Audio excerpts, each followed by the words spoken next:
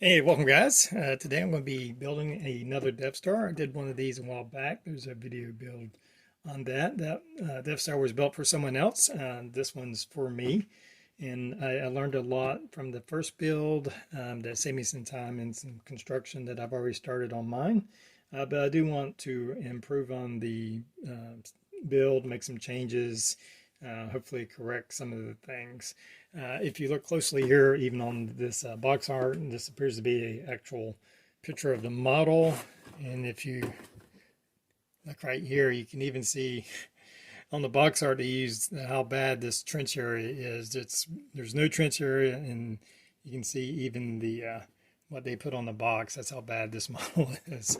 So I've already started, so I'm not going to go over a lot of stuff that I did on the first one. I'll put a link on the build of that first one. So I start off by assembling the two hemispheres. Here we have the top half of the model. There's a lot of work that goes in just getting these aligned. What I found works best is just using super glue and starting from these top seams up here to try to get this as smooth as possible. So super glue, and I use some accelerator. This Instaset works really well. That way you can kind of hold it, spray it, and then within a couple seconds it locks in. So I kind of did that all the way around. And then in here you can see where I've added in some styrene. This is a for sale sign that you get for 99 cents at any kind of store. This is styrene plastic. It's cheap and it makes good for these kind of projects. It's very thin, so it conforms to curves. So I used that with some modeling glue, and I put modeling glue all throughout the inside to get that welded bond, so we have a nice strong bond. So use the super glue to originally just get it together and in shape, and then I come back with the modeling glue to hold it in place so it's nice and rigid and held together well. So I did that on both halves. You can see where I've did some a lot of. You're still going to have some pretty nasty seams. Tried to get rid of some of that using some Tamiya putty, and also just some super glue. I still have some cleanup in here. I have to rescore some of the panel lines in here. So anyway, got these two halves together. Now, again, what I've wanted on the first one I built, I didn't really do much with the trench other than connect it and then try to paint in a dark area to represent the trench. I want to actually have a trench area. So what I've done, or at least what I'm going to attempt to do, you can see the bottom half here. I removed all the connecting points. This one had these different little connecting points, and you also have some little grooves where it latches in. So I cut all of those off. I took a grinder on my rotary tool because this is actually kind of thick in here, and I made all that smooth on this side. And then I took some square styrene strips, and I'm using this 0.125 by 0.125 square styrene and circled around to give us a nice trench. Well, the plan is that will create a ledge, and I'll come back with some sheet styrene on the inside, and then I'll push the two halves together. So I glued those in there. Again, I used some super glue or CA glue to initially get it in place, and then I lined in some modeling glue all around it, and then sanded the edge smooth so I have a nice smooth edge on that. And then I'll come in with some sheet styrene and put it all the way around, and hopefully it will just set in, and that'll be able to connect the two halves and give us a little bit of a trench area. Still a lot of work to do here. It is going to be lit like my other one. I may do it different than I've done on the first one. I simply had a plug that plugged into the actual Death Star, and then it sat on a base. I may actually have a rod, since this is going to be mine. I don't have to worry about traveling connected to permanently to some kind of base, and so I'll have to figure all that out. The lighting I'll probably do very much the same as I did on the first one, and run some kind of center shaft with LED tape wrapped around it. So anyway, still a lot of work to do. I have to cut away all these nibs, sand it down, and attach this styrene like I did on this one. So that's where I'm at with that. Hopefully it'll all work out.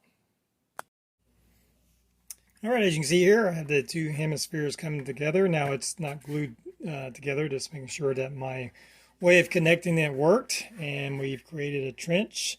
It's just press fit on, and I'll show you more in a second. I'll take this off. But I'm pretty pleased with it. There's a lot of issues trying to get these hemispheres level on there, and I just don't know how to get that perfect right now, so it'll probably be a little bit flaws, but we do have our trench, so I think that's turned out pretty well.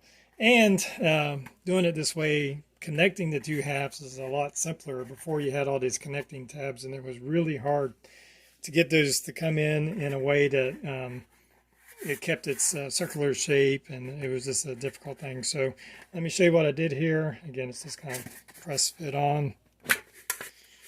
And I took some sheet styrene right here. This was 0.04 thickness, or 1 millimeter thick. And I cut 1-inch strips and then glued it to the edge here.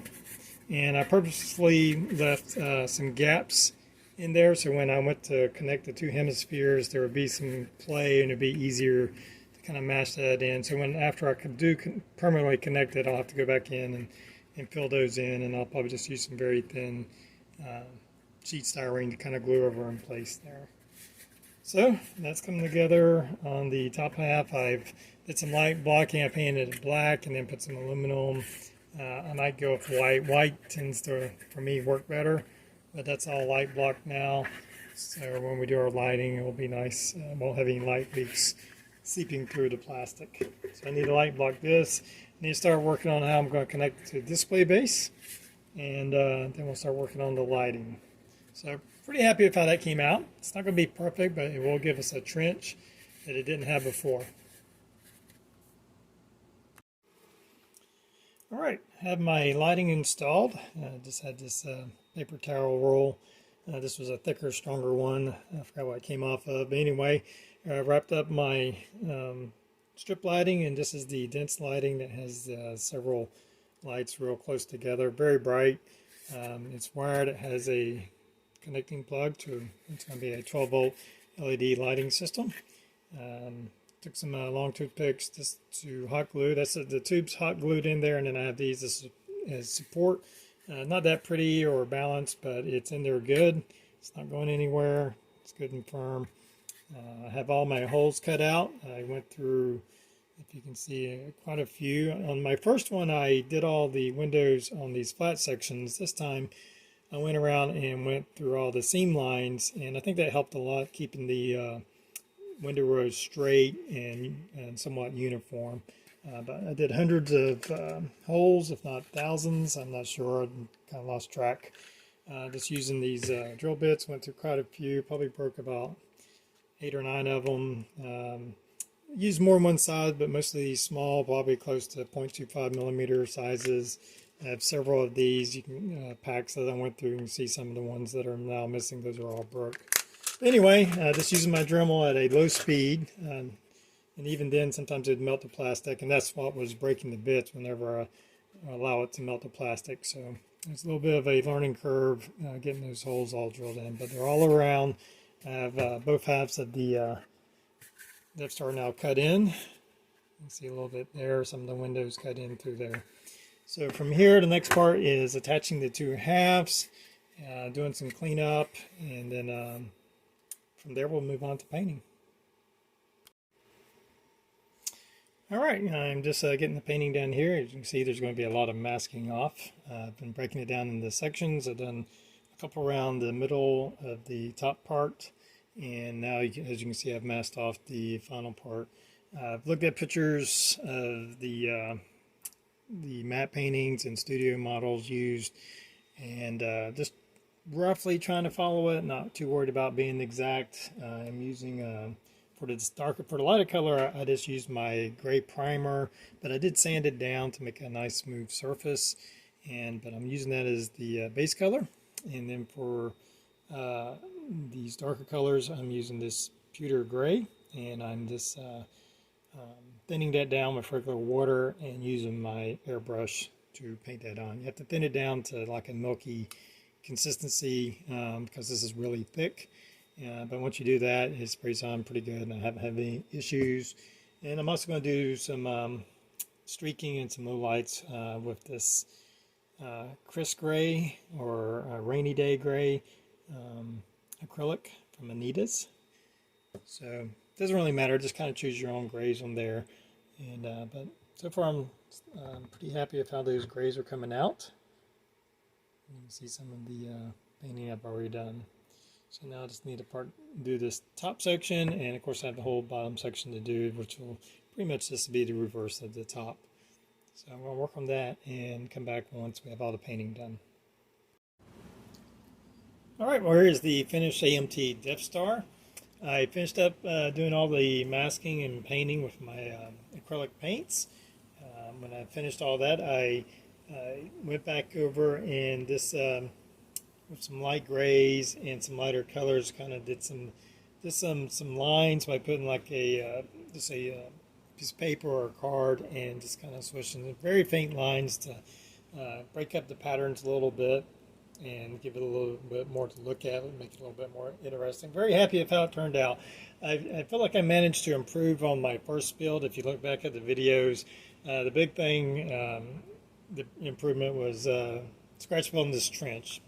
That's just iconic with the Death Star, and it just has to be there for it to look right. But I believe I improved on the painting with the windows. Now the first one I put fiber optics on all the windows. I haven't done that, so there is some glare. Right now there's just some, you'll see the hot spots as I turn the model. I can go back in with some Clear Parts cement or Clear Parts window maker, not Clear Parts cement, but Clear Parts window maker, and fill those in. But that's going to be something I'll do another time. I've had this project kind of lingering around for probably several weeks, maybe a couple months, and I just ready to kind of move on with it and put it on the shelf and move on to something else and maybe come back. The display base is just really simple. It's just a wood plaque, and this black piece right here is just a basketball display piece. I get these for a few bucks on Amazon, and it's just simply hot glued onto that wood plaque that's been painted. It's running off of a 12-volt LED strip light power supply. Put that back on here. Now in the future, again, things I do in the future is seal these windows to eliminate the hot spots, but also maybe improve on the display. Maybe I'll 3D print some kind of plaque to on there, Death Star, Star Wars, something like that, just to make it a little bit more interesting. But overall, I'm really happy with the paint job, of how the trench came out. You can see the lighting in the trench. I had to drill out some holes in there. I put a little piece of green clear plastic in here to give us a little, just a little reference of the super laser. And maybe in the future I'll do a few more to make the whole, few more of these green lights to make that a little bit more bold. Again, I'm ready to kind of put this project on the shelf. And since I have done it, I'm very happy with it, and I'm glad to have it on my display.